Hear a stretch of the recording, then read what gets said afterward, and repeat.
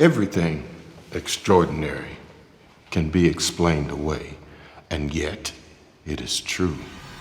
Glass, M. Night Shyamalan's follow-up to both Split and Unbreakable, works best when it's acting as a sequel to Unbreakable, and at its weakest when it's trying to tie in the newer additions to the continuity. It's filled with all the big ideas that the director is known for, but due to what feels like rushed execution, strange narrative choices, and a shocking third act, it's likely that fans of both Unbreakable and Split are going to come away disappointed.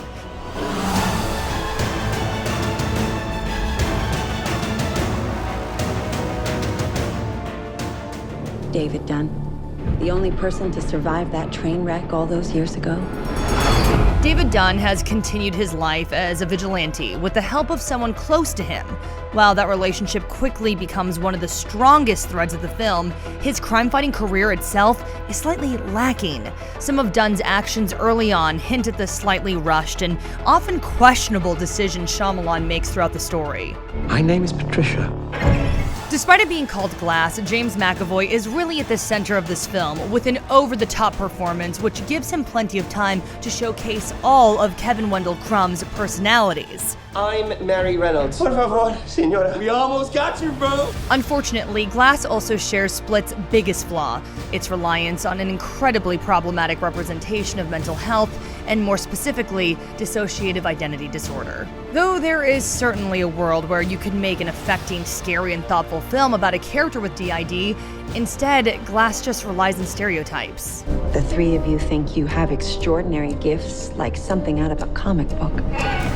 Mr. Glass has always worked as an interesting Loki-esque villain who's empathetic and interesting. While that still holds true here, this movie stumbles when it tries to afford those same characteristics to Kevin and the Horde.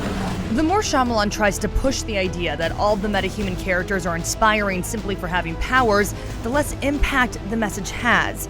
As that message is presented, we never really get an understanding of why we should think that Kevin represents anything other than his worst actions. I specialize in those individuals who believe they are superheroes. Despite a major plot point being psychiatrist Ellie Staples' idea that the characters' potential mental health issues cause their superhero delusions, the film never truly explores that avenue and only ever presents the characters as superpowered archetypes.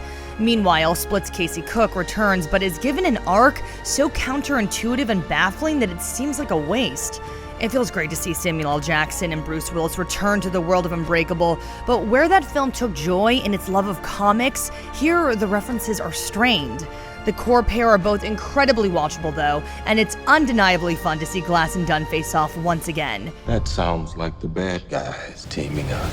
But this time the stakes somehow feel much lower. The drawn-out pacing leads to a third act which feels confused and takes away from much of the impact of both Split and Unbreakable.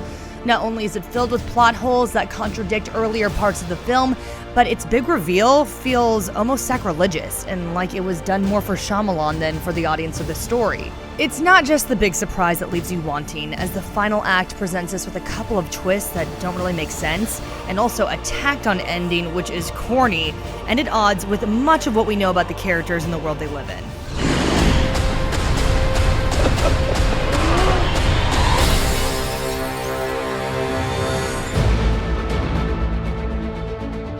Despite a strong cast and an interesting concept, M. Night Shyamalan never quite manages to pull together the two worlds of Unbreakable and Split into one cohesive film.